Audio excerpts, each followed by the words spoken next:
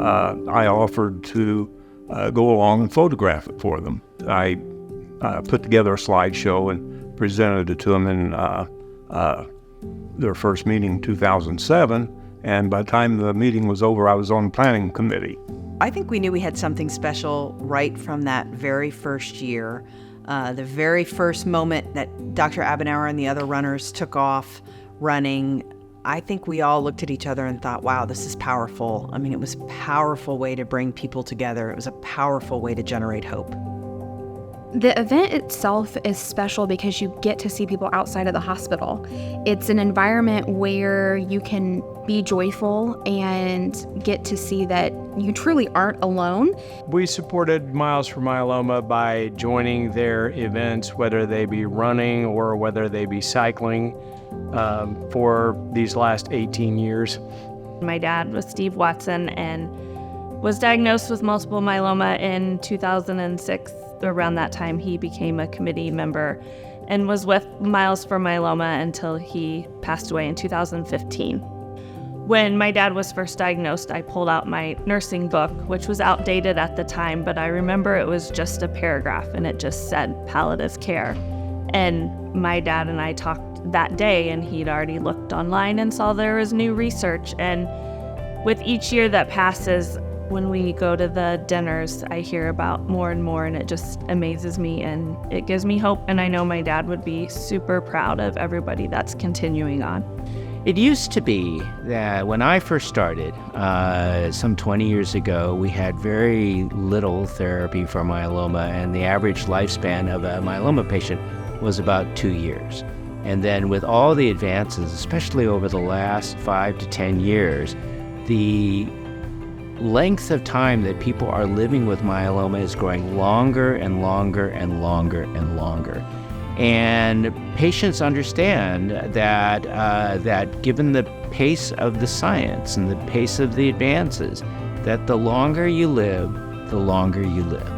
In 2008, I have a friend who was an oncologist, and he said, this is a great time to have myeloma because things are changing. And since then, in the past 16 years, they have changed quite a bit.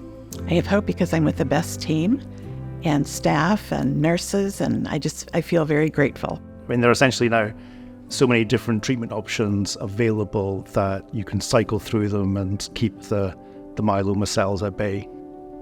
And so when we do a clinical trial and get those results, we're able to apply the information that we get from those patient samples to the next clinical trial so that we can continually improve the treatments that are being offered to the patients. When I went to the hematologist, Dr. Hillary Wu, she walks into the room and it took her 15 seconds to diagnose me. She said, "Oh, you have multiple myeloma."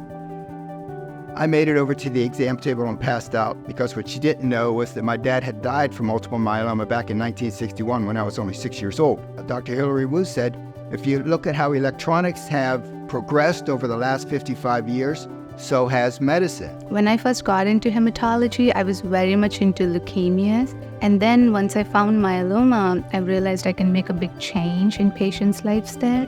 I can grow old with them, with their families, and being able to make that difference in someone's life. I think that gratifying feeling came back to me. The original feeling why I got into medicine came back to me once I found myeloma.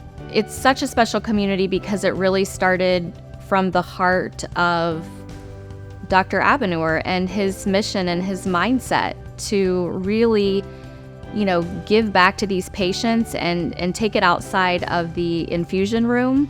It's Rafat and the other physicians, the researchers, the care teams, all collaborating that makes a significant difference in the lives of these patients and their caregivers. In this community, no one is alone. And it's been a privilege to work with Rafat and Miles for Myeloma over the 20 years that they've been in existence and see the difference that they are making in the lives of myeloma patients. Congratulations and cheers to you on the next 20 years and the advancements that will come as a result of Miles for Myeloma.